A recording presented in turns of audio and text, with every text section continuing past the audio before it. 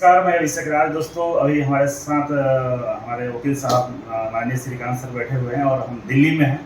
और आप देख रहे हैं कि हाई कोर्ट में रेलवे के लिए हम लोग प्रयास कर रहे थे और रेलवे एक बार फिर से गलती किया है कि फॉर्म का स्टेटस जारी कर दिया है। बच्चे इस बात को लेकर परेशान है कि सर हाई कोर्ट के लगातार माना करने के बाद भी रेलवे कहीं ना कहीं उस चीज़ों को कर रहा है जो कोर्ट का खिलाफ है। तो सबसे पहला सवाल ये है सर कि रेलवे क्यों नहीं रुका है, ये ऐसा क्यों करते जा रहा है बार बार? देखो, ऐसा है कि रेल हमने जब से हाई कोर्ट में सुनवाई स्टार्ट हुई है 5 मार्च को, 6 मार्च को, 28 मार्च को, जुलाई को, अभी लास्ट हियरिंग तक देखा है। मुझे लगता है कि सारी प्रोसीडिंग्स यूट्यूब पे अवेलेबल है और सारी प्रोसीडिंग्स में आप देख रहे होंगे कि एक वकील, सीनियर एडवोकेट किस तरीके से कोर्ट के सामने, मतलब बाहर तो जो भी, जैसे अब हाई कोर्ट की क्लियर स्टे के बाद, इतनी कड़क फटकार के बाद इन्होंने एप्लीकेशन स्टेटस दोबारा से जारी कर दिया। साफ तमाचा था कि एग्जाम नहीं होगा तो नहीं होगा, पहले ही बोल चुका था। नहीं माने, हमने अवमानना कंटेम्प्ट पिटीशन डायल किया, कंटेम्प्ट पिटीशन में भी फिर बोला और साफ नहीं, एकदम इस तरह के ऑनरेबल हाई कोर्ट ने कमेंट्स किए कि आप एग्जाम की डेट करवा के शाबित का क्या करना चाहते हैं, मॉक टेस्ट करवाना चाहते हैं, बच्चों के साथ मजाक खेल रहे हैं। तो इस तरह की कमेंट, इसके बाद भी ये ऐसा इतनी कड़क फटकार के बाद ये हरकत कर रहे हैं। तो मुझे ऐसा लगता है कहीं ना कहीं, क्योंकि ग्रुप डी का जो रेलवे का रिक्रूटमेंट है, इंडिया का सबसे हाई मतलब फिलअप एप्लीकेशंस वाला ये रिक्रूटमेंट है। 1.5 करोड़ लोगों ने फॉर्म भरा है, फॉर्म भर चुका है।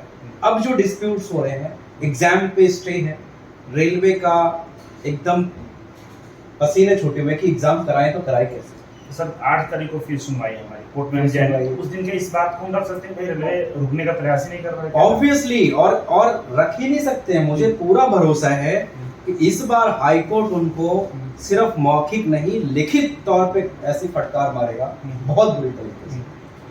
और एक चीज और है कि दिल्ली, हालांकि रेलवे को साफ पता है, मिनिस्ट्री ऑफ रेलवे को साफ पता है कि उनके पास कोई चारा नहीं है एग्जाम करवाने का, क्योंकि अथॉरिटी में पहले एग्जीक्यूटिव आती है, फिर जुडिशरी आती है, और जुडिशरी के भी कंटेम्प्ट पिटीशन में ये ऑर्डर पास हुआ है। नॉर्मल रेट पिटीशन में कंटेम्प्ट में हुआ है कि आप एक बार कोर्ट की बात को इग्नोर कर चुके हो, अपने आप को ज्यादा सुपीरियर, तो वो दोबारा से कर रहे हैं। तो सर मुझे ऐसा लग रहा है ये रेलवे को मतलब लग ये रहा है कि भाई हम कोर्ट से तो हार चुके हैं, ये ऐसा फील हो रहा है रेलवे को लग रहा है कोर्ट से हम हार चुके, क्योंकि अभी तक इतनी सुनवाई में रेलवे ने केवल टाल मटोल किया है, अपने प्रॉपर तरीके से जवाब नहीं दिया है।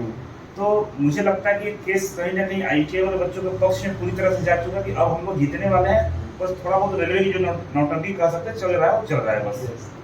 देखो, मिनिस्ट्री ऑफ रेलवे बहुत बड़ी ऑर्गेनाइजेशन है, उसके सामने हम भी नहीं है, आप भी नहीं है, कोई भी नहीं टिक सकता है। तो इतना बड़ा ऑर्गेनाइजेशन को अगर किसी ने स्टे करके रखा हुआ है, कंट्रोल करके रखा हुआ है, तो ऑनरेबल हाई कोर्ट ने, तो वो एग्जाम करा भी नहीं सकते हैं।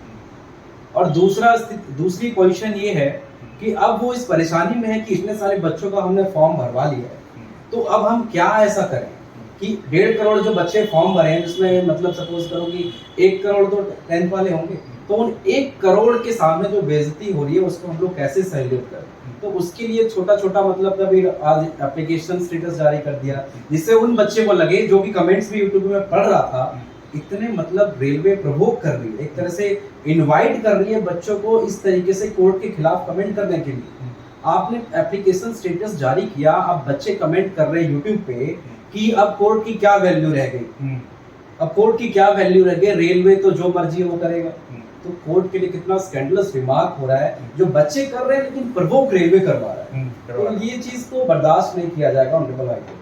इसके लिए तो सर हम लोग पूरी तैयारी कर ही रहे, तो अब सर आगे क्या होने वाला है कोर्ट में? हमारा अभी आपने जो बोला कि केस हमारा फेवर में जा रहा है, हाँ, अब मैं ये कह सकता हूँ, अभी तक जैसे ज्यादा नहीं कहते, जैसे फर्स्ट हियरिंग में हम साफ थे कि अभी कुछ नहीं कह सकते हैं, 1% चांस ही था उसमें, पर नाउ आई कैन से कि इतना स्ट्रॉन्ग केस है, हाई कोर्ट इतनी सुनवाई कर रहा है, इतने बड़े बड़े ऑर्डर पास कर रहा है, 5-5 पेज के ऑर्डर पास कर रहा है। और आप देख सकते हैं कि हाई कोर्ट नॉर्मली आधा पेज, 1 पेज का, 2 लाइन का, 4 लाइन का ऑर्डर पास करता है, बट इस केस में पूरा जो हमारा केस है A to Z, उस केस को पूरे ऑर्डर शीट को खाली पढ़ोगे तो समझ आ जाएगा। तो तो वो ऑर्डर शीट इसलिए पास होते हैं ताकि कल को जज बदल जाए, कल को दूसरे कोर्ट में केस चले जाए, तो वो खाली ऑर्डर शीट पढ़ के पूरा जज साहब समझ जाए कि मामला क्या था।